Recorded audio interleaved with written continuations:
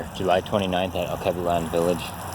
It's still the morning, but we're actually feels a bit late based on the sun. It's about 10, and the sun has already got that heat to it, which is just means you got to be out here around 8. Which I was up, but I was like, well, I was supposed to have a meeting, and I waited.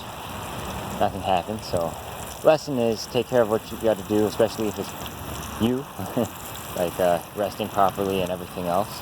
But the most exciting thing is, look at this. We've got a sunflower that's open. So I saw the sunflower head this weekend. Around Friday, it was more like a little bud, and it's grown a lot since then, as in even has petals. And you can see there's the bumblebee enjoying the little flowers that are in it. So sunflowers are in the daisy family, and their flower heads are actually false flowers. The petals, they look like petals, but in there, all of those little intricate patterns that you see are the actual flower heads inside of it.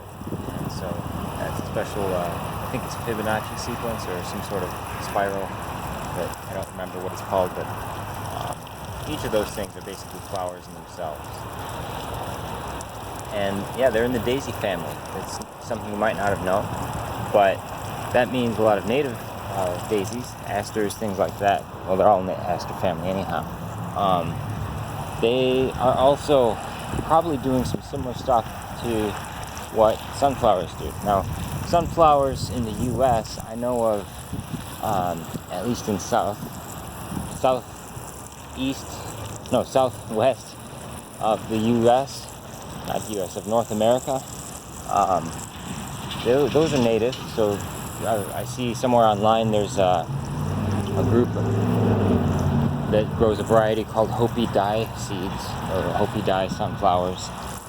So the Hopi are the native people, one of the native people in the Southwest, and those sunflowers have a really bright purple, dark purple reddish tone to them.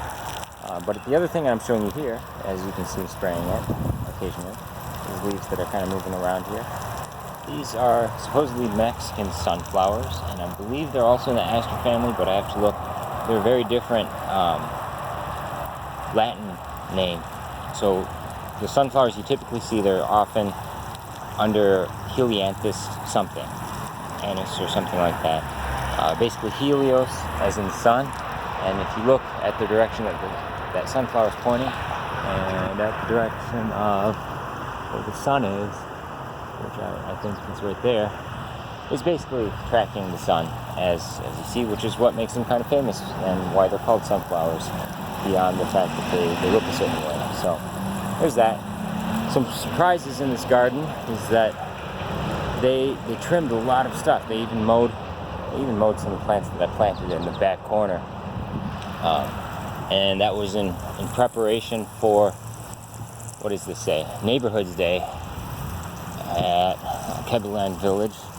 And it's not just Alkebulan Village, that was across Detroit. I wasn't able to do that, but anyways, shout out to Ron Matten, where in the Dexter Linwood Cordon neighborhood he was doing a service day on the 3rd.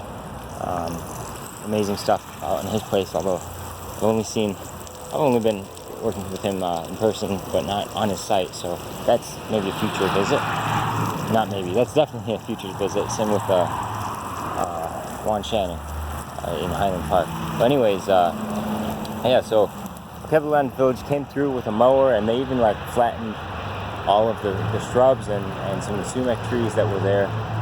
So it's drastically changed the habitat. Now you have full sun rather than partial shade, and that means you can grow some different stuff, or maybe the sunflowers will pick up a bit faster. So that's something that I find interesting about this particular garden, is that one, it's big enough that you really can think about habitat in certain ways. Now it looks like a little box of corn or whatever else, but if you look at the variety, you've got some shade over there and things that are a little shrubby. They're not really shrubs, those are all still just tall kind of prairie plants most of the time. But then on this side you would have had something that was shrubby, kind of like in that back corner. and that gets you a lot closer to different kinds of ecosystems that you might encounter. There's a monarch butterfly. That's good to see. And then, yeah, the other thing is just you don't know what's going to happen. While we try to coordinate with the Alkebulan Village staff and folks who are pretty supportive of the garden, they also have a contractor to do the landscape, land maintenance, whatever it is, lawn care, general lawn care. So that means folks, when riding mowers come in, and they don't really know what's going on with some of the stuff that we're planting, and we haven't really had enough time to interact and really discuss or train or teach some of the other stuff that's going on. So if you plant stuff sort of in the great beyond, like how we're doing here with we dig up a line and we just keep adding to it, or here where it's not even in the box anymore, and we just added more areas that we dig out of the soil, so that it shows that, okay, there's some intention here. That's a roll of the dice, and that's a lot like what happens in nature. There are some events that you don't have agency over, but they shape the way that you're going to have to react, or they shape the way that you might behave. So you have to be intentional about what are you going to do next, and how can you keep moving. So that's a little bit for today. I'm going to try to conserve some water here, but the rate things are going, might be a challenge.